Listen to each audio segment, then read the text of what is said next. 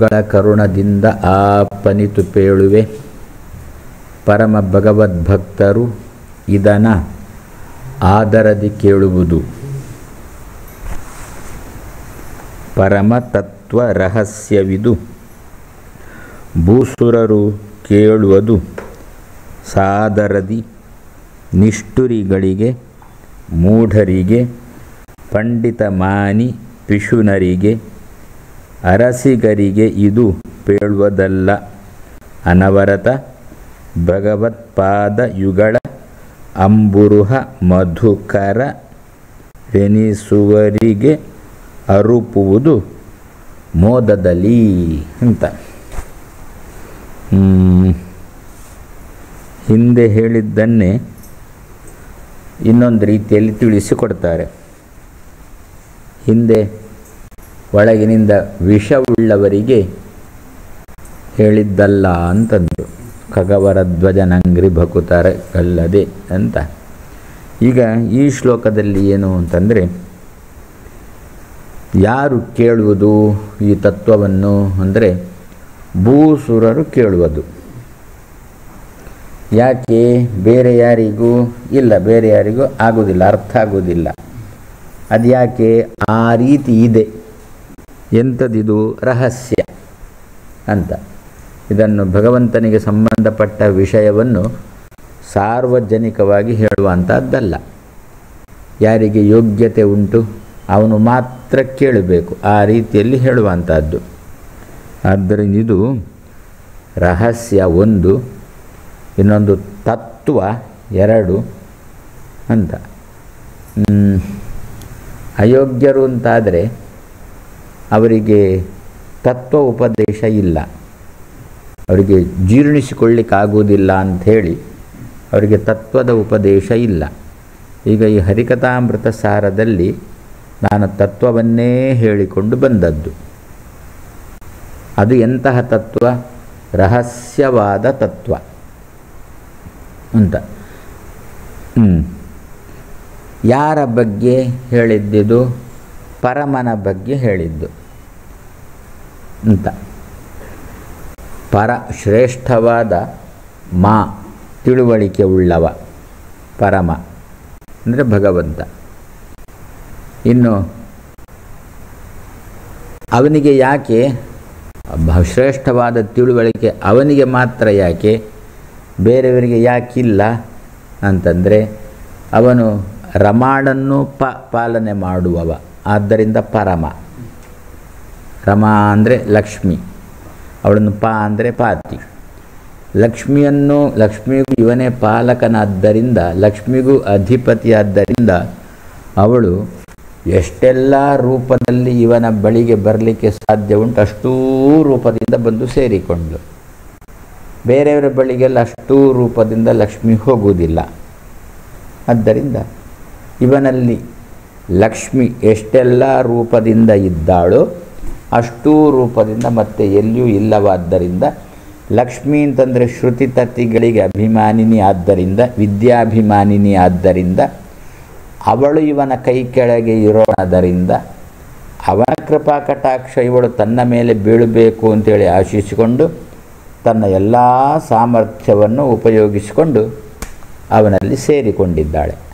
ಆದ್ದರಿಂದ ಇವನಲ್ಲಿರತಕ್ಕಂಥ ತತ್ವ ಏನಿದೆ ಅದು ಪರಮ ಶ್ರೇಷ್ಠವಾಗಿರತಕ್ಕಂಥ ತತ್ವ ಅಂತ. ಆ ತತ್ವ ಹಾಗಾದರೆ ಲಕ್ಷ್ಮಿ ಎಷ್ಟೆಲ್ಲ ರೂಪದಿಂದ ಇದ್ದಾಳೆ ಅವನಲ್ಲಿ ಅಂದರೆ ರಹಸ್ಯ ಅಂತ ಅದು ಹೇಳುವಂತಿಲ್ಲ. ಯಾಕೆ ಅಂದರೆ ನಿನಗೆ ತಿಳ್ಕೊಳ್ಳಿ ತತ್ವಜ್ಞಾನ ಯೋಗ್ಯತಾ ಇಲ್ಲ ನಿನ್ನಲ್ಲಿ. ವಕ್ತೃಪ್ರೇಮಾಸ್ಪದತ್ವ ಉಂಟೋ ಏನೋ, ಆದರೆ ತತ್ವಜ್ಞಾನ ಯೋಗ್ಯತಾ ಇಲ್ಲ, ಆದ್ದರಿಂದ ಹೇಳೋಲ್ಲ.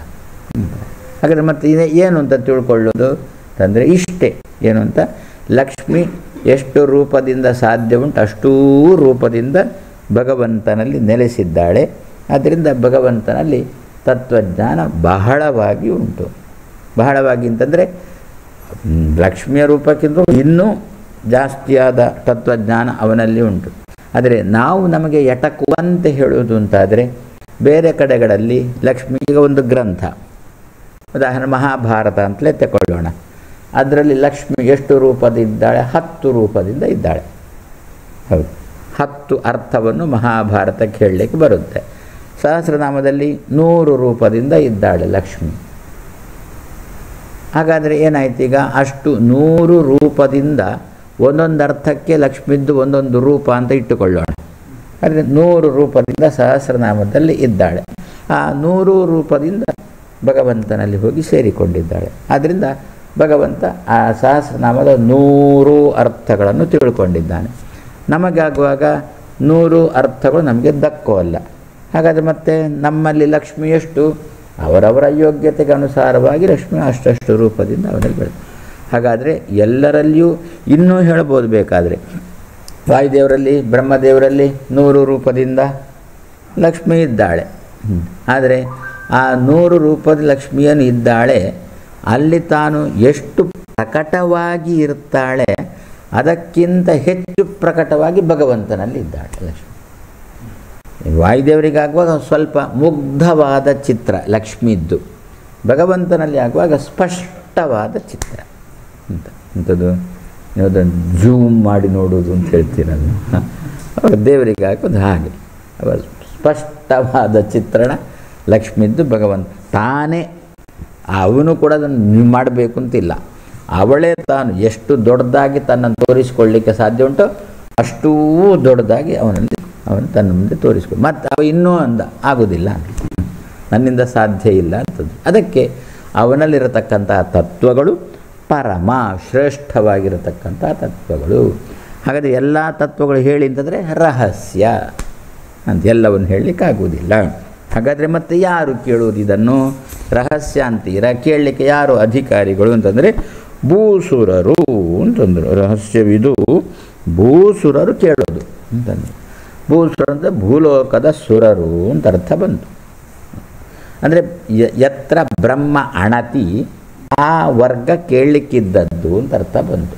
ಯತ್ರ ಬ್ರಹ್ಮ ಸಂಚರತಿ ಆ ಅರ್ಥ ಅವರು ಕೇಳಲಿಕ್ಕಿದ್ದದ್ದು ಅಂತ. ಆದ್ದರಿಂದ ಯಾವುದೋ ಒಂದು ಜಾತಿಯನ್ನು ಕುರಿತು ಹೇಳಿದ್ದು ಅಂತಲ್ಲ, ಆ ಗುಣವನ್ನು, ಆ ವ್ಯಕ್ತಿಯ ಗುಣವನ್ನು ಅನುಸರಿಸಿಕೊಂಡು ಅವನಿಗೆ ಈ ತತ್ವ ಅವ ಕೇಳಬಹುದು, ಯಾರೇ ಆಗಲಿವ. ಇದರಲ್ಲಿ ಕೂಡ ಪಾಠ ಮಾಡುವಾಗ ಕೆಲವು ತತ್ವಗಳನ್ನು ಹೇಳುವಾಗ ಅಯೋಗ್ಯರು ಅಂತ ಗೊತ್ತಾಗುತ್ತೆ ಈ ತತ್ವದ ಬಗ್ಗೆ ಅಂತ. ಹೇಗೆ ಪಬ್ಲಿಕಲ್ಲಿ ಹೇಳಬಾರ್ದು ಅಂದರೆ ನಾವು ಎಲ್ರಿಗೂ ಅರ್ಥ ಆಗಲಿ ಅಂತ ಏನೋ ಉದ್ದೇಶದಿಂದ ಹೇಳುವುದಲ್ಲ.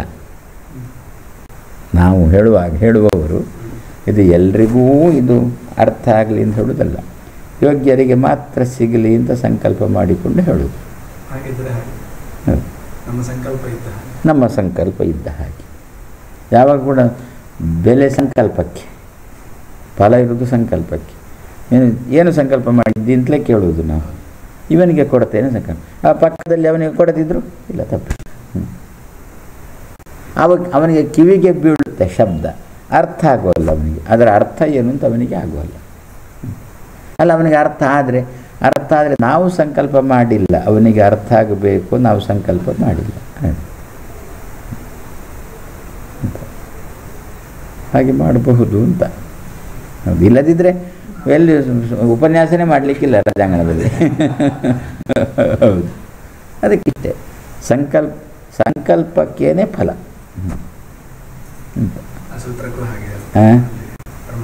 ಬ್ರಹ್ಮಸೂತ್ರಕ್ಕೂ ಹಾಗೇನೆ ಅರ್ಥ. ಹೌದು, ನಾವು ಅವನನ್ನು ಕೂತ್ಕೊಳ್ಳಿಸಿ, ಅಯೋಗ್ಯನನ್ನು ಕೂತ್ಕೊಳ್ಳಿಸಿ ಅವನಿಗೆ ಪಾಠ ಮಾಡಿ ಅರ್ಥ ಮಾಡಿಕೋ ಅಂತಂದುಬಿಟ್ರೆ ಆವಾಗ ನಮ್ಮ ಸಂಕಲ್ಪನೇ ಹಾಗೆ ಬಂತು. ಅವನಿಗೇನು ಅರ್ಥ ಆಗುವಂತೆ ಹೇಳುವುದು ನಮ್ಮ ಸಂಕಲ್ಪ ಅಂತ ಬಂತು. ಅದು ತಪ್ಪು. ಯೋಗ್ಯರಿಗೆ ಮಾತ್ರ ಸಿಗಲಿ ಅಂತ ನಾವು ಸಂಕಲ್ಪ ಮಾಡಿ ಹೇಳಲಿಕ್ಕೆ ಕಾಣೋದಿಲ್ಲ. ಹೌದು, ಆದ್ದರಿಂದ ಅಷ್ಟೇ ನಿನಗೆ ಅವನಿಗೆ ಅಂತ ತತ್ತದ್ವ್ಯಕ್ತಿತ್ವನೇ ಇಲ್ಲ ಅಲ್ಲಿ.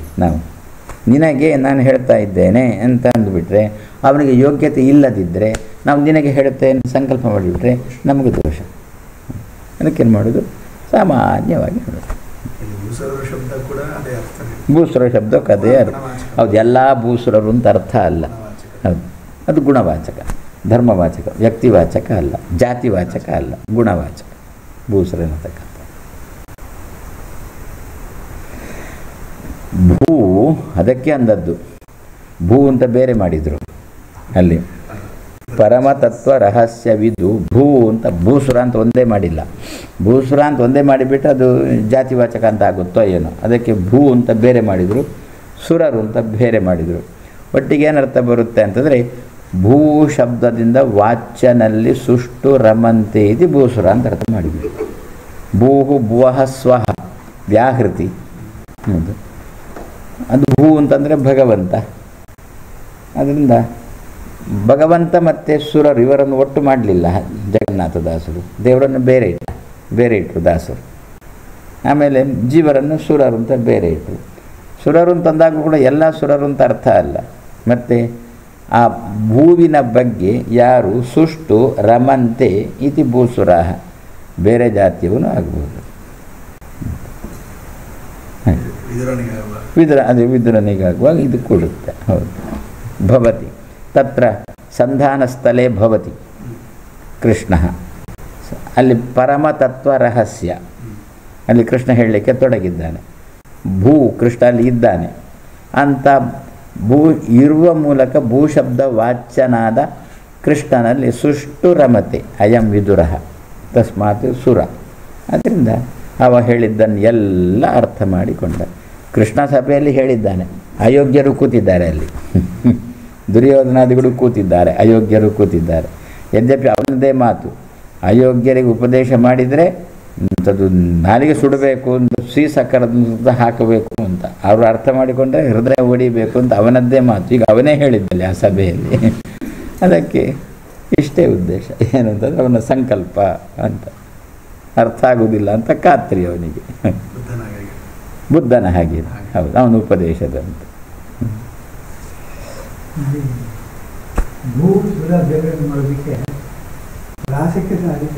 ಅದು ಒಂದುಂಟೇ ಉಂಟು, ಲೌಕಿಕ ಅರ್ಥ ಛಂದಸ್ಸು ಅಂತ. ಹೌದು, ನಾವು ಹೀಗೆ ಅರ್ಥ ಬರೇ ಜಗನ್ನಾಥದಾಸ ಕೃತಿಯಲ್ಲಿ ಲೌಕಿಕ ಅರ್ಥ ಮಾತ್ರ ಅಲ್ಲ, ಆಧ್ಯಾತ್ಮಿಕ ಅರ್ಥನೂ ಉಂಟು ಅಂತ ನಾವು ಹೀಗೆ ಮಾಡಿದುಕೊಳ್ಳೋದು. ದೇವರನ್ನು ಬೇರೆ ಮಾಡಿದ್ದು, ದೇವರನ್ನು ಮತ್ತು ಜೀವರನ್ನು ಒಟ್ಟಿಗೆ ಹೇಳುವುದಲ್ಲ, ಒಂದೇ ಶಬ್ದದಿಂದ ಹೇಳುವುದಲ್ಲ. ಭಗವಂತನು ಪ್ರತ್ಯೇಕಿಸುವುದು, ಸುರರನ್ನು ಅವನಿಂದ ಯಾರು ರಮಿಸ್ತಾರೆ ಅವರನ್ನು ಪ್ರತ್ಯೇಕಿಸು.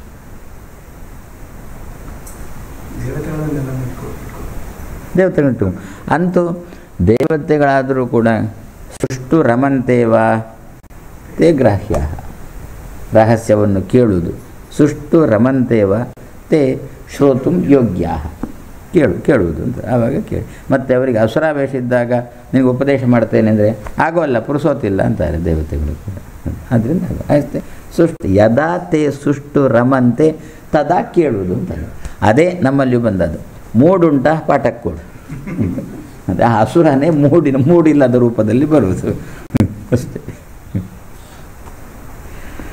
ಪರಮತತ್ವ ರಹಸ್ಯವಿದು ಯಾರು ಕೇಳುವುದು? ಭೂ ಸುರರು ಕೇಳುವುದು ಅಂತ.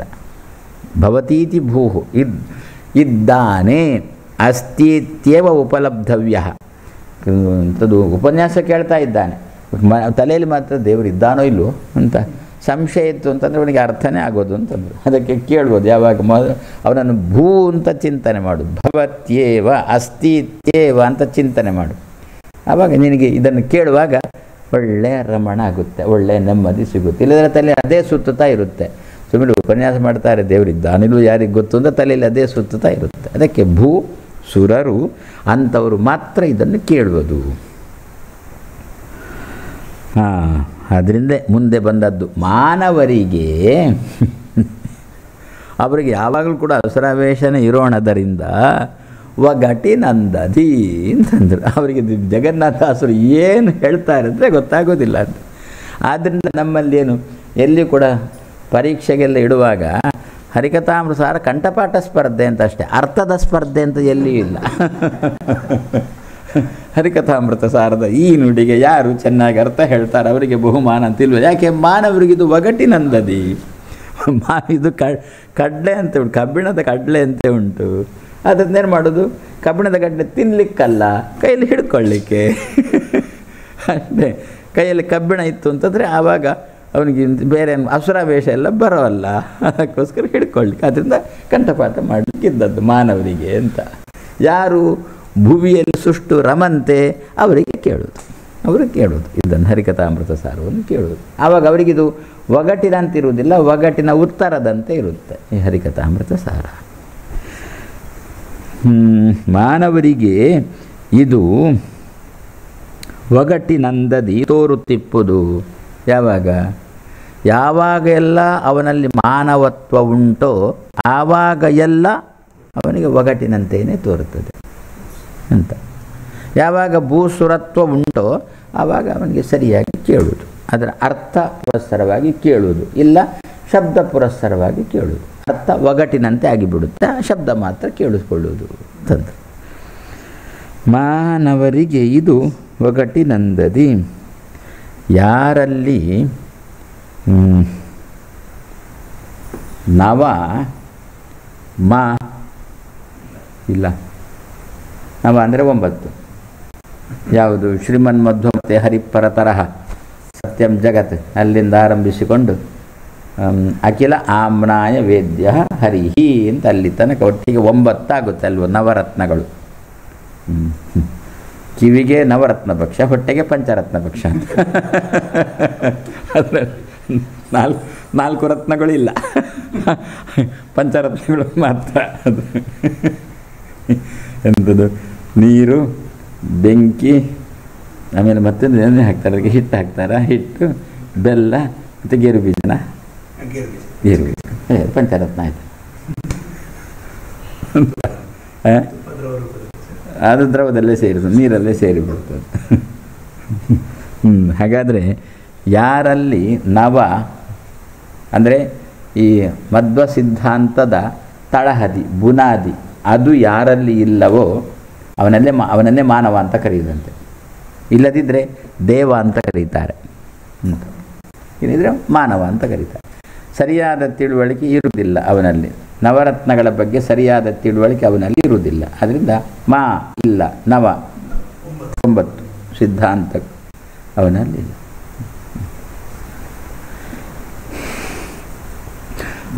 ಇದ್ದರೆ ದೇವ ಅಂತ ಕರೆಯುವುದಲ್ವ, ಅದು ಬರೀ ಇದ್ದರೆ ಸಾಲದು ದೇವ ಅಂತ ಕರೀಲಿಕ್ಕೆ. ಅವೇನು ಮಾಡಬೇಕು? ಕೊಡುವವನಾಗಬೇಕು, ಇನ್ನೊಮ್ಮೆ ಕೊಡುವವನಾಗಬೇಕಾದ್ರೆ ತನ್ನಲ್ಲಿ ಇರಬೇಕು ಅವನಿಗೆ. ಆವಾಗ ಅವನನ್ನು ದೇವ ಅಂತ ಇಟ್ಟುಕೊಂಡ್ರೆ ಮಾತ್ರ ದೇವ ಅಲ್ಲ. ಮತ್ತು ಇನ್ನೊಬ್ಬರಿಗೆ ಕೊಡಲಿಕ್ಕೆ ಶುರು ಮಾಡಿಬಿಟ್ರೆ ಆವಾಗ ಅಂದರೆ ಕೊಡುವಿಕೆ, ದೇ ಅಂದರೆ ವಿಶೇಷವಾಗಿ ಕೊಡುವಿಕೆ. ಆವಾಗ ಕೊಡುವಿಕೆಯಿಂದ ವರ್ತತೆ ಇದ್ದಾನೀತಿ ದೇವ, ಯಾವಾಗಲೂ ಕೊಡ್ತಾ ಇರ್ತಾನಂತೆ ತತ್ವವನ್ನು, ನವರತ್ನಗಳನ್ನು ಕೊಡ್ತಾ ಇರ್ತಾನೆ. ಆದ್ದರಿಂದ ದೇವ. ಕೊಟ್ಟರು ಕೂಡ ಇಟ್ಟುಕೊಳ್ಳೋಲ್ಲ, ಆದ್ದರಿಂದ ಮಾನವ. ಅರ್ಥ ಆಗಿಲ್ಲ ಅಂತ ಬಿಟ್ಟು ಬಿಡ್ತಾನಂತೆ, ನನಗೆ ಏನು ಗೊತ್ತಾಗಿಲ್ಲ ಅಂತ ಬಿಟ್ಟು ಬಿಡ್ತಾನೆ. ಮತ್ತೆಂತಾನೆ ಪಾಠ ಮಾಡುವಾಗ ಏನು ಅರ್ಥನೇ ಆಗಿಲ್ಲ, ಮತ್ತೆ ನೋಡಿಸ್ಕೊಡಿ ಅಂತಾನೆ, ಮತ್ತೆ ಅದನ್ನೇ ಓದಿಕೊಂಡಿರ್ತಾನೆ. ಇದು ಮೂಲ ಸಿದ್ಧಾಂತ ಹೋಗಿಯೇ ಬಿಡ್ತು ಅಂತ. ಅದಕ್ಕೆ ಅವರನ್ನು ಮಾನವ ಅಂತ ಕರೆದು, ಯಾರಲ್ಲಿ ನವ ಮಾ ಅವರನ್ನು ಮಾನವ. ಆದ್ದರಿಂದ ಅಂದರು ಮಾನವರಿಗೆ, ಅಂತಹ ಮಾನವರಿಗೆ ನೀನು ಟೆಕ್ಸ್ಟ್ ಬುಕ್ಕು ಕೊಟ್ಟರೆ ಒಗಟಿನಂದದಿ ಅಂತಂದರು. ಬರೀ ಹರಿಕಥಾಮೃತ ಸಾರ ಪುಸ್ತಕ ಅವನ ಹತ್ರ ಕೊಟ್ಟು, ಮಾನವನ ಹತ್ರ ಕೊಟ್ಟು ಓದು ನೋಡುವ ಅರ್ಥ ಹೇಳು ಅಂತಂದರೆ ಒಗಟಿನಂದದಿಂದ ಬಿಟ್ಟುಬಿಟ್ಟ ಅಂತ. ಒಗಟಿನಂದದಿ ತೋರುತ್ತಿಪ್ಪುದು ಅದೇ ಎಲ್ಲ ಕಾಲದಲ್ಲಿಯೂ ಕೂಡ ಅಂತ. ಎಲ್ಲ ಕಾಲ ಶಬ್ದಕ್ಕರ್ಥ ಈ ಬುನಾದಿ ರೂಪದಲ್ಲಿ ಯಾವಾಗ ಎಲ್ಲ ಇರುವುದಿಲ್ವೋ ಆವಾಗೆಲ್ಲ ಅವನಿಗೆ ಒಗಟಿನಂತೆ ಇದು ತೋರ್ತಾ ಇರುತ್ತೆ ಅಂತಂದು. ಹಾಗಾದರೆ ಮತ್ತೆ ಮುಂದೆ ಏನು ಅಂದರೆ ಅದಕ್ಕಂತಾರೆ ತ್ರಿಗುಣವರ್ಜಿತನ ಅಮಲ ಗುಣಗಳ ಪೊಗಳಿ ಹಿಗ್ಗುವ ಭಾಗವತರಿಗೆ ಅಲ್ವಾ ಇದು ಇಲ್ಲಿಯಾ ಮುಂದೆ. ಪಿಶುನ ಸರಿ ಭೂಸುರರು ಕೇಳುವುದು ಸಾದರದಿ. ಓಹೋ, ನಾನು ಹಿಂದಿನದ್ದಕ್ಕೆ ಹೋದನ, ಸರಿ ಆಯ್ತು. ಈಗ ಹಿಂದಿನದ್ದಕ್ಕೆ ಹೌದು, ಸರಿ ಆಯ್ತು. ಈಗ ಹಿಂದಿನದ್ದಕ್ಕೆ ಇದಕ್ಕೆ ಸಂಬಂಧ ಬಂದುಬಿಡುತ್ತೆ ಈಗ. ಭೂಸುರರು ಕೇಳುವುದು ಸಾದರದಿ ನಿಷ್ಠುರ. ಮತ್ತು ಯಾರಿಗೆಲ್ಲ ಹೇಳಿಸಿದ್ದಲ್ಲ ಅಂದರೆ ನಿಷ್ಠುರಿಗಳಿಗೆ, ಮೂಢರಿಗೆ, ಪಂಡಿತ ಮಾನಿಗಳಿಗೆ, ಪಿಶುನರಿಗೆ, ಇಷ್ಟು ಜನಕ್ಕೆ. ಆಮೇಲೆ ಅರಸಿಗರು. ಅರಸ ಅಂತಂದರೆ ಇದರಲ್ಲಿ ಆಸಕ್ತಿ ಇಲ್ಲದವರು, ರಸಿಕತೆ ಇಲ್ಲದಿರಬೇಕು. ಇದರಲ್ಲಿ ಅರಸಿಗ ಅಂದರೆ ರಸಿಕತೆ ಇಲ್ಲದವ ಅಂತ.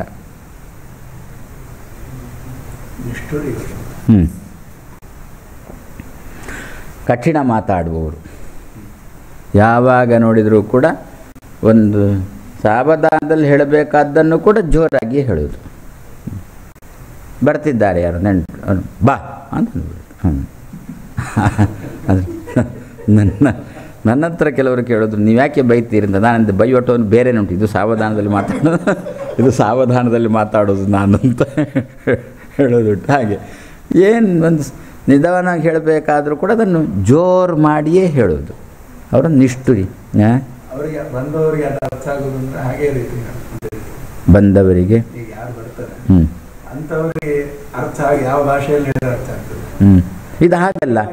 ಇದು ಹಾಗಲ್ಲ. ಎಲ್ರಿಗೂ ಕೂಡ ಒಂದೇ ಧಾಟಿ.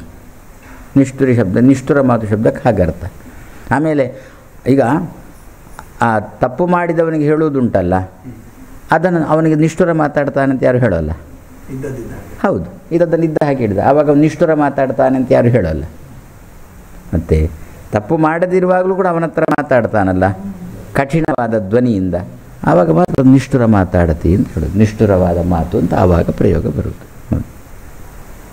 ಅದರಿಂದ ಹಾಗಾದರೆ ಯಾವ ವ್ಯಕ್ತಿಯ ಜೊತೆ ಹೇಗೆ ಮಾತಾಡಬೇಕು ಅಂತ ಗೊತ್ತಿಲ್ಲದವನಿಗೆ ಇದನ್ನು ಹೇಳಬೇಡಿ ಅಂತ.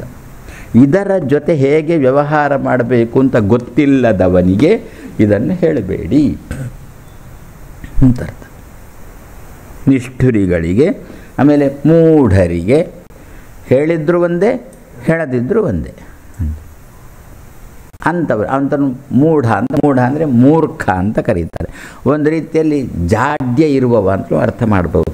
ತುಂಬ ಜಾಡ್ಯ ಇರುವವ, ಅವನಿಗೆ ಇದನ್ನು ಹೇಳಬೇಡಿ, ಈ ವಿಷಯವನ್ನು ತಿಳಿಸ್ಕೊಡ್ಲಿಕ್ಕೆ ಹೋಗಬೇಡಿ. ಅವ ಅರ್ಥೈಸಿಕೊಳ್ಳಿಕ್ಕೆ ಪ್ರಯತ್ನ ಮಾಡೋಲ್ಲ ಮೂಢ. ಅರ್ಥೈಸಿಕೊಳ್ಳಿಕ್ಕೆ ಯದ್ಯಪಿ ತನಗೆ ಅರ್ಥ ಆಗುತ್ತೆ, ಆದರೂ ಕೂಡ ಅದರ ಕಡೆಗೆ ಅವನ ಗಣನೆ ಇಲ್ಲ. ಅರ್ಥ ಆಗಿಲ್ಲ, ಅರ್ಥ ಆಗದೆ ಇನ್ನೊಮ್ಮೆ ಕೇಳಿಕೊಂಡು ಅರ್ಥೈಸೋಣ ಅಂತ ಅದೂ ಇಲ್ಲ ಅವನಿಗೆ. ಒಂದು ರೀತಿಯಲ್ಲಿ ಜಾಡ್ಯದಂತೆ ತಿರಸ್ಕಾರ. ಅದರಲ್ಲಿ ಹೇಳಿದ್ರೂ ಅರ್ಥ ಆಗದೆ ಇರುವಂಥ ಇಲ್ಲ. ಅಂಥವನನ್ನು ಮೂಢ ಅಂತ ಕರೀಲಿಕ್ಕೆ ಬರುವುದಿಲ್ಲ. ನಾವು ಮೂಢ ಅಂತೇಳಿ ಕರೀವಿ, ಸುಮಾರಾಗಿ ಮೂರ್ಖ ಅಂತಿದ್ದಾರಲ್ಲ ಅದನ್ನು ಮೂಢ ಅಂತ ಕರೀತೇವೆ. ಏನು ಮೂರ್ಖ ಅಂದರೆ ಅರ್ಥೈಸ್ಕೊಳ್ಳಿಕ್ಕೆ ತಾಕತ್ತುಂಟು, ಆದರೂ ಅರ್ಥೈಸ್ಕೊಳ್ಳಿಕ್ಕೆ ಪ್ರಯತ್ನ ಮಾಡೋಲ್ಲ. ಅದರ ಬಗ್ಗೆ ಜುಗುಪ್ಸೆ ತೋರಿಸ್ತಾನೆ, ಅದರ ಬಗ್ಗೆ ತಿರಸ್ಕಾರ ತೋರಿಸ್ತಾನೆ, ಅವನನ್ನು ಮೂಢ ಅಂತ ಕರೆಯೋದು. ಅವರಿಗೆ ಹೇಳಬೇಡಿ ಇದನ್ನು ಅಂತ. ಪಾಠ ಮಾಡ್ತಾ ಇರ್ತಾರೆ, ಅಲ್ಲಿ ಮಕ್ಕಳು ಮಾತಾಡ್ತಾ ಇರ್ತಾರೆ, ಇಲ್ಲಿ ಪಾಠ ನಡೀತಾ ಉಂಟು, ಪಾಠ ನಡೀತಿರುವಾಗ ಮಾತಾಡ್ತಾ ಇದ್ದಾರೆ ಅಂತ ಅದು ಮೂರ್ಖತನ ಅಂತ ಅರ್ಥ. ಅಂಥವ್ರಿಗೆ ಹೇಳಬೇಡಿ ಅಂತ ಅರ್ಥ. ಅಂಥವ್ರನ್ನ ದಬ್ಬಿ ಅಲ್ಲಿಂದ ಅಂತ ಅವ್ರನ್ನ ಕೂತ್ಕೊಳ್ಳಿಕ್ಕೆ ಬಿಡಬೇಡಿ. ಕೂತ್ಕೊಳ್ಳೋ ಅಲ್ಲಿ ತೆಪ್ಪಗೆ ಕೂತ್ಕೊಳ್ಬೇಕು, ಮಾತಾಡಿದರೆ ಹೊರ ಹೋಗಿ ಮಾತಾಡಬೇಕು ಅಂತ ಹಾಗರ್ಥ. ಅಲ್ಲೇ ಕೂತ್ಕೊಂಡು ಇನ್ನೊಬ್ಬರಿಗೆ ಉಪದ್ರ ಆಗುವ ರೀತಿಯಲ್ಲಿ ವ್ಯವಹಾರ ಮಾಡೋರನ್ನು ಮೂಢ ಅಂತ ಕರೆದ್ರು, ಮೂರ್ಖ ಅಂತ ಕರೆದ್ರು. ಅಂಥವ್ರಿಗೆ ಇದನ್ನೆಲ್ಲ ಹೇಳಲಿಕ್ಕೆ ಹೋಗಬೇಡಿ ಅಂತ. ಬೇಕು ಅಂತಲೇ ತೊಂದರೆ ಮಾಡೋದು. ಅರ್ಥ ಆಗಲಿಲ್ವ ಅಲ್ಲಿಂದ ಎದ್ದುಕೊಂಡು ಹೊರ ಹೋಗಿ, ಅಲ್ಲೇ ಕೂತ್ಕೊಂಡು ಇನ್ನೊಬ್ಬರಿಗೆ ಉಪದ್ರ ಆಗುವ ರೀತಿಯಲ್ಲಿ ಮಾತಾಡುವವರನ್ನು ಮೂರ್ಖ ಅಂತ ಕರೆದ್ರು. ಅವನು ಮೂಢ ಎನ್ನುವ ಶಬ್ದದಿಂದ ಕರಿಬೋದು ಅಂತ. ಆದರೆ ಮೂಢರಿಗೆ ಎಂದೂ ಕೂಡ ಪಾಠ ಮಾಡಬೇಡಿ ಅಂತ. ಅವರು ಪಾಠ ಮಾಡುವ ಜಾಗದಲ್ಲಿ ಅವರಿಗೆ ಅರ್ಥ ಆಗೋದಿಲ್ಲ, ಹೌದು, ಅದರಲ್ಲಿ ಕೂತ್ಕೊಂಡು ಮಾತಾಡ್ತಾ ಇದ್ದಾರಂತೆ ಮೂಢ ಸ್ಕ್ವೇರ್. ಮೂರ್ಖ ಅಂತ ಅರ್ಥ ಅವನು. ಆರುಖ, ಹೌದು, ಮೂರುಖ ಅಲ್ಲ ಆರುಖ, ಮೂರ್ಖ ಅಲ್ಲ ಆರುಖ, ಅವನನ್ನು ಕರಿಬೇಕು ಅಂತಂತ. ಖಂಡಿತ ಹೇಳಬೇಡಿ ಅವರಿಗೆ ಅಂತಾರೆ. ಹಾಗಾದರೆ ನಿಷ್ಠುರಿಗಳಿಗೆ, ಕಠಿಣ ಮಾತಾಡುವವರಿಗೆ, ಮೂರ್ಖರಿಗೆ. ಇನ್ನು ಕೆಲವರಿದ್ದಾರೆ, ಅವರಿಗೆ ಮಾತ್ರ ಏನು ಗೊತ್ತು, ನನಗೂ ಗೊತ್ತು ಅಂತ ಅವರೇನು ಹೇಳೋದು. ಅವರು ಹೇಳೋದನ್ನು ಯಾಕೆ ಕೇಳಬೇಕು, ನಾನು ಗೊತ್ತಿಲ್ಲ ಇವರಿಗೆ, ಆದರೂ ಕೂಡ ಅವರು ಹೇಳಿದ್ದನ್ನು ನಾನು ಕೇಳೋಲ್ಲ. ನಮ್ಮಲ್ಲಿ ಮೊದಲೊಂದು ವರ್ಗ ಇತ್ತು, ಒಬ್ಬರು ಪಂಡಿತರು ಉಪನ್ಯಾಸಕ್ಕೂ ಬರ್ತಿರುವಾಗ ಆ ವರ್ಗ ಇವರ ಉಪನ್ಯಾಸಕ್ಕೆ ಬರುವುದೇ ಇಲ್ಲ ಅಂತ ಒಂದು ಸೂತಿಗದವರಂತೆ. ನನಗೆ ಇವರು ಯಾವಾಗೆಲ್ಲ ಉಪನ್ಯಾಸ ಆವಾಗೆಲ್ಲ ಅವರಿಗೆ ಸೂತಿಗನೇ ಅದು. ಉಪನ್ಯಾಸ ಕೇಳಲಿಕ್ಕೆ ಬರೋದಿಲ್ಲ. ಹಾಗಂತ ಇವರಿಗೆ ಏನೂ ಗೊತ್ತಿಲ್ಲ. ಮತ್ತು ಆತ್ಮಾನಂ ಪಂಡಿತಮ್ಮನ್ಯ ಅಂತ ಐತಿ, ಪಂಡಿತಮ್ಮನ್ಯ, ಅವರನ್ನು ಪಂಡಿತಮಾನಿಗಳು ಅಂತ ಕರೆದ್ರು. ಅವರೆಲ್ಲ ನಿರೀಕ್ಷೆ ಮಾಡ್ತಾರೆ, ನಮ್ಮನ್ನು ಪಂಡಿತರ ಪಟ್ಟಿಯಲ್ಲಿ ಮೊದಲ ಸಾಲಲ್ಲಿ ಸೇರಿಸಬೇಕು ನಮ್ಮನ್ನು ಅಂತ ನಿರೀಕ್ಷೆ ಮಾಡಿರ್ತಾರೆ. ಹಾಗೆ ಪಟ್ಟಿಯಲ್ಲಿ ಸೇರಿಸಿಲ್ಲ ಅಂತಂದರೆ ಅವರು ಯಾರು ಸೇರಿಸಿಲ್ಲ ಅವರು ಏನಾದರೂ ಬೆಳ್ಳಿ ತುಂಬಿ ಕೊಟ್ಟು ಅದನ್ನು ಕೊಂಡೋಗಿ ಅವರ ಮಠದಲ್ಲಿ ಹಾಕಿ ಬಂದು ಬಿಡ್ತಾರೆ. ಅಂಥವರು ಇದ್ದಾರೆ, ಅಂತಹ ಪಂಡಿತರು ಇದ್ದಾರೆ. ಇಂಥವರಿಗೆ ಖಂಡಿತ ಹರಿಕಥಾಮೃತ ಸಾರ ಹೇಳಬೇಡಿ ಅಂತ. ಮತ್ತು ಅವರು ಎಲ್ಲಾದರೂ ಸಭೆಯಲ್ಲಿ ಹೋಗಿ ಗಲಾಟೆ ಮಾಡಲಿಕ್ಕೆ ಆಧಾರಷ್ಟೇ ಒಂದಷ್ಟು. ನಾನು ಕೂಡ ಒಬ್ಬ ಪಂಡಿತ ಅಂತ ತಿಳಿಸಿ ಗಲಾಟೆ ಮಾಡಲಿಕ್ಕೆ ಅಷ್ಟೇ ಸಮರ್ಥರು ವಿನಃ ಹರಿಕಥಾಮೃತ ಕನ್ನಡದ ಹರಿಕಥಾಮೃತ ಸಾರವನ್ನೂ ಕೂಡ ಅರ್ಥೈಸ್ಕೊಳ್ಳಿಕ್ಕೆ ಅಯೋಗ್ಯರವರು ಅಂತ. ಹಾಗೆ ಹಾಗಾದರೆ ಇಷ್ಟು ಜನ ಇದ್ದಾರೆ ಲೋಕದಲ್ಲಿ ಅಂತಾರೆ. ಹಾಂ, ಉಪಯೋಗ ಇಲ್ಲ ಅಂದರೆ ಅದರ ಬಡ್ಡೆ ಅಸಡ್ಡೆ. ಹೌದು. ಆಮೇಲೆ ಒಂದು ವಿಷಯ ಹೇಳಿದರೆ ಸರಿ ತಿಳ್ಕೊಳ್ಳೋ ಯೋಗ್ಯತೆ ಉಂಟು, ತಿಳ್ಕೊಂಡ್ರು ಇನ್ನೊಬ್ಬನಿಗೆ ಹೇಳುವಾಗ ಅದನ್ನು ಸಾವಧಾನದಿಂದ ಹೇಳಬೇಕೋ ಬೇಡವೋ, ಇಲ್ಲ ಅಲ್ಲಿ ಕೂಡ ಬೈದೇ ಹೇಳೋದು. ಅಂಥವ್ರಿಗೆ ಹೇಳಬೇಡ, ಹೇಳಿ ಪ್ರಯೋಜನ ಏನು. ಇನ್ನೊಬ್ಬರಿಗೆ ಹೇಳೋದು ಯಾಕೆ, ಮತ್ತೊಬ್ಬರಿಗೆ ಹೇಳಬೇಕು ಅಂತಲ್ವೋ. ಇನ್ನೊಬ್ಬರಿಗೆ ನಾವು ಹೇಳುವ ಪಾಠ ಹೇಳುವ ಉದ್ದೇಶ ಅದನ್ನು ಮತ್ತೊಬ್ಬರಿಗೆ ತಿಳಿಸ್ಬೇಕು ಅಂತ. ಮತ್ತೊಬ್ಬರಿಗೆ ತಿಳಿಸುವಾಗ ಬೈದೇ ತಿಳಿಸಿದ ಅಂತಂದರೆ ಶಿಷ್ಯ ಎಲ್ಲಿ ಕೊಡ್ತಾನೆ, ಅವನ ಶಿಷ್ಯ. ಅದನ್ನು ಸುಮ್ಮನೆ ನಿನಗೆ ಹಾಗಾದರೆ ಹೇಳಿ ಪ್ರಯೋಜನ ಏನು ನಿನಗೆ ಹೇಳೋದು ಬೇಡ. ಆಮೇಲೆ ತಿರಸ್ಕಾರ ಭಾವಳ್ಳವರಿಗೂ ಹೇಳೋದು ಬೇಡ, ಹೇಳಬಾರದು. ನಾನೇ ಪಂಡಿತ ಅಂದವರಿಗೂ ಅಂತ ಹೇಳಲೇಬಾರ್ದು. ಹೌದು, ಪಂಡಿತಮ್ಮನ್ಯರಿಗೆ ಹೇಳಲೇಬಾರ್ದು. ಆಮೇಲೆ ಪಿಶುನರಿಗೆ ಅಂತಂದು ಬಿಟ್ಟರೆ ನಾನೇನು ವಿಷಯವನ್ನು ಸಹಜವಾಗಿ ಹೇಳಿದ್ದೇನೆ, ನಾನು ವಿಷಯವನ್ನು ಸರಿಯಾದ ಕ್ರಮದಲ್ಲಿ ಹೇಳಿದ್ದೇನೆ. ಅವ ಹೊರ ಹೋಗಿ ಅದಕ್ಕೊಂದು ತಂದೆ ಒಂದು ಒಗ್ಗರಣೆ ಹಾಕಿ ಮತ್ತೊಬ್ಬರಿಗೆ ಹೇಳಿಬಿಟ್ಟ. ಅವನನ್ನು ಪಿಶುನ ಅಂತ ಕರೀತಾರೆ. ಕಿವಿ ಚಚ್ಚುವವರು ಅಂತ ಅರ್ಥ ಪಿಶುನರು ಅಂತಂದುಬಿಟ್ರೆ. ಚಾಡಿಕೋರರು ಅಂತ ಅರ್ಥ ಪಿಶುನರು ಅಂತಂದರೆ. ಏನೋ ಒಂಚೂರು ಹೇಳಿರ್ಬೋದು ನಾನು. ಈಗ ಇದೆ ಇಲ್ಲಿ ನೀವು ಹೇಳಲಿಕ್ಕೆ ಇಲ್ಲಿ ಉಪನ್ಯಾಸ ಕೇಳ್ತಾ ಇದ್ದಾರನ್ನು ಯಾರಿಗೆ ಗೊತ್ತು. ಇಲ್ಲಿ ಕೆಲವ್ರದ್ದು ಏನು ಮಾಡ್ತಾರೆ, ಈಗ ಉಪನ್ಯಾಸ ನಡೀತಾ ಇದ್ದರೆ ಅದನ್ನು ಕೇಳಿಸ್ಕೊಂಡ್ರಲ್ವ, ಯಾರಿಗೂ ಒಂಚೂರು ಉಪನ್ಯಾಸ ಮಧ್ಯದಲ್ಲಿ ಬೈದೆ ಅಂತ ಇಟ್ಟುಕೊಳ್ಳೋಣ. ಅದನ್ನು ಮಾಡಿದರು, ಅದನ್ನು ತಗೊಂಡು ತಮ್ಮ ಸ್ವಲ್ಪ ಅದಕ್ಕೆ ಸೇರಿಸಿ ಯಾರಿಗೆ ಬೈದದ್ದು ಅವರ ಹತ್ರ ಸ್ವಾಮಿಗಳು ನಿನಗೆ ಹೀಗೆ ಹೇಳಿದರು ಅಂತ ಅವರನ್ನು ಪಿಶುನರು ಅಂತ ಕರೀತಾರೆ. ಅವ್ರಿಗೆ ಕೊಡಬೇಡ ಅಂತ. ಯಾಕೆ ಅಂತಂದರೆ ಅವರು ಹಾಲನ್ನು ಮಾತ್ರ ತಗೊಂಡದ್ದಲ್ಲ, ಹಾಲಿನ ಜೊತೆಗೆ ವಿಷವನ್ನು ಸೇರಿಸ್ಕೊಂಡು ಅವರಿಗೆ ಕೊಟ್ಟುಬಿಟ್ರು. ಇನ್ನೊಬ್ಬರಿಗೆ ವಿಷ ಕೊಡುವವರಲ್ಲೋ ಅವರಿಗೆ ಹೇಳಬೇಡ ಅಂತಂದರೆ ಅಂದರೆ ಅವರನ್ನು ಪಿಶುನರು ಅಂತ ಕರೀತಾರೆ. ಚಾಡಿಕೋರರನ್ನು ಪಿಶುನರು ಅಂತ ಕರೀತಾರೆ. ಆಮೇಲೆ ಅರಸಿಗರು ಏನೇ ಹೇಳಿ ಎಷ್ಟೇ ಹೇಳುವ ಮೊದಲು ಹೇಗಿದ್ದರೋ ಕೇಳಿದ ಮೇಲೂ ಹಾಗೆ ಏನೂ ಹಾಗಂತ ಪೂರ ಅರ್ಥೈಸಿಕೊಂಡಿರ್ತಾರೆ. ನಿಜವಾಗ ಒಂದು ಅರ್ಥೈಸಿಕೊಳ್ಳುವಾಗ ಮುಖದಲ್ಲಿ ಒಂಚೂರು ಪ್ರಸನ್ನತೆ ಅದು ಇದು ಬೇಕೋ ಬೇಡವೋ, ಹಾಗಿದ್ರೆ ಮಾತ್ರ ಅಧ್ಯಾಪಕನೇ ತೋರುತ್ತೆ ಸ್ವಲ್ಪ ಇನ್ನೂ ಪಾಠ ಮಾಡೋಣ ಅಂಥೇಳಿ. ಇದು ಏನಿಲ್ಲ, ಕೇಳೋ ಮೊದಲು ಹೇಗೋ ಕೇಳಿದ ನಂತರನೂ ಕೂಡ ಹಾಗೇನೆ ಕಂಬದಂತೇನೆ ಇದ್ದಾನೆ, ಅರ್ಥೈಸ್ಕೊಳ್ತಾನೆ ಮಾತ್ರ ಎಲ್ಲವನ್ನು ಕೂಡ. ಅದಕ್ಕಂದು ಸುಮ್ಮನೆ ನಿನಗೆ ನಿನ್ನ ಮೂಡ್ ಹಾಳಾಗುತ್ತೆ ಅಂಥವ್ರಿಗೆ ಹೇಳಲಿಕ್ಕೆ ಕೂತೆ, ಅದರಿಂದ ಹೇಳಬೇಡ ಅಂತಂದು. ಅರಸಿಗರಿಗೆ ಇದನ್ನು ಹೇಳಬೇಡ. ಯಾರಿಗೆ ರಸಿಕತನ ಇಲ್ಲವೋ, ಹೇಳಿದ್ದನ್ನು ಸ್ವಾರಸ್ಯವಾಗಿ ಗ್ರಹಣ ಮಾಡತಕ್ಕಂಥ ತಾಕತ್ತು ಯಾರಲ್ಲಿ ಇಲ್ಲವೋ ಅಂಥವರಿಗೆ ಇದನ್ನು ಹೇಳಬೇಡ. ಒಬ್ಬ ಅಧ್ಯಾಪಕ ಪಾಠ ಮಾಡಬೇಕು ಅಂತಾದರೆ ವಿದ್ಯಾರ್ಥಿಗಳ ಲಕ್ಷಣವನ್ನು ಚೆನ್ನಾಗಿ ತಿಳ್ಕೊಂಡು ಪಾಠ ಮಾಡಬೇಕು ಅಂತ ಎನ್ನುವುದನ್ನು ಜಗನ್ನಾಥದಾಸರು ತೋರಿಸಿಕೊಡ್ತಾರೆ. ಅರಸಿಗರಿಗೆದು ಹೇಳುವುದಲ್ಲ. ಮತ್ತು ಯಾರಿಗೆ ಹಾಗಾದರೆ ಭಗವತ್ಪಾದ ಯುಗಳ ಅಂಬುರುಹ ಮಧುಕರ ಎನಿಸುವರಿಗೆ ಅರುಪುವುದು ಯಾವಾಗ? ಅನವರತ. ಹಾಗಿದ್ರೆ ಅಧಿಕಾರಿಗಳೇ ಇಲ್ಲ ಅಂತ ಅರ್ಥ ಒಂದು ರೀತಿಯಲ್ಲಿ. ಇವರು ಹೇಳುವ ಕ್ರಮದಲ್ಲಿ ಅಧಿಕಾರಿಗಳೇ ಇಲ್ಲ ಅಂತ ಅರ್ಥ. ಯಾರು ಅಧಿಕಾರಿಗಳು ಅಂತಂದರೆ ಭಗವಂತನ ಪಾದದ ಯುಗಳವೆಂಬ ಅಂಬುರುಹದಲ್ಲಿ ಕಮಲದಲ್ಲಿ ಮಧುಕರ ಅಂದರೆ ಭ್ರಮರ, ತನ್ನನ್ನು ಭ್ರಮರನನ್ನಾಗಿ ಚಿಂತಿಸುವವನಾಗಬೇಕು. ಭಗವಂತನ ಚರಣವೆಂಬ ಕಮಲಗಳಲ್ಲಿ ತನ್ನನ್ನು ಭ್ರಮರ ಅಂತ ಚಿಂತಿಸುವ ಅಂದರೆ ಏನರ್ಥ? ಪಾದ ಕಮಲವನ್ನು ಸದಾ ಕಾಲ ಚಿಂತಿಸುವವನು ಅಂತ ಅರ್ಥ. ಬರೀ ಚಿಂತಿಸುವವನು ಮಾತ್ರ ಅಲ್ಲ, ಚಿಂತಿಸಿ ಅದನ್ನು ಆಸ್ವಾದಿಸುವವನು ಆಗಬೇಕು. ಮಧುಕರ ತಾನು ಹೀರುವುದು ಮಾತ್ರ ಅಲ್ಲ, ಆಸ್ವಾದಿಸ್ತದೆ. ಆಸ್ವಾದಿಸುವುದು ಮಾತ್ರ ಅಲ್ಲ, ಅದನ್ನು ಸಿಹಿಯನ್ನಾಗಿ ಮಾಡುತ್ತೆ. ಏನೋ ಒಂಚೂರು ಹೇಳುವಾಗ ಕಹಿಯಾಗಿ ಹೇಳಿದರೂ ಅದನ್ನು ಸಿಹಿಯನ್ನಾಗಿ ತಗೊಳ್ಳುತ್ತೆ ಮಧುಕರ. ಅಲ್ಲಿ ಪುಷ್ಪರಸ ಕಹಿಯೇ ಇದ್ದಿರಬಹುದು, ಆದರೆ ಇದು ಮಾತ್ರ ತಾನು ಹೀರಿ ತನ್ನ ಬಾಯಲ್ಲಿಟ್ಟುಕೊಂಡು ಅದನ್ನು ಜೇನುತುಪ್ಪವನ್ನಾಗಿ ಮಾಡುತ್ತೆ, ಸಿಹಿಯನ್ನಾಗಿ ಮಾಡುತ್ತೆ. ಅಂಥವನಿಗೆ ಹೇಳು ಅಂತ.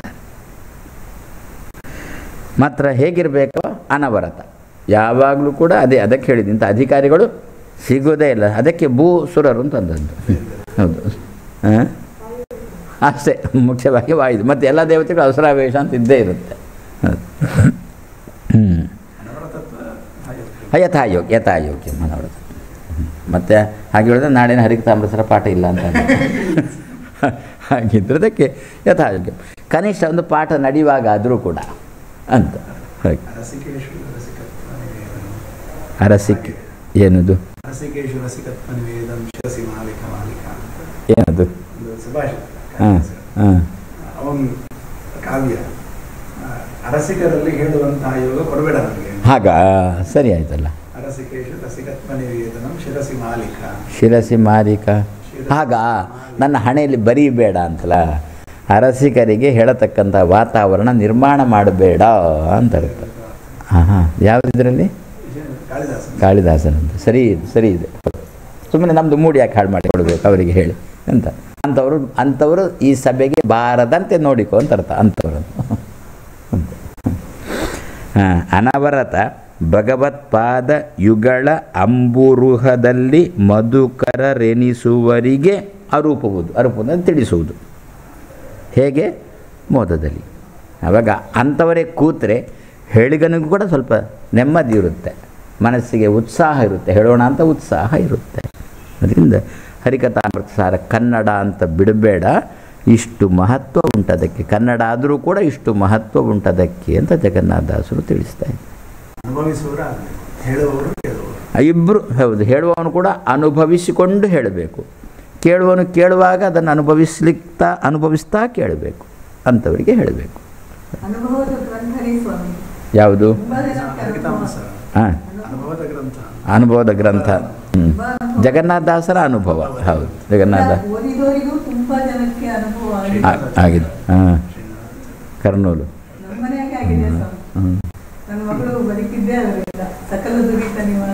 ಸಂಧಿ.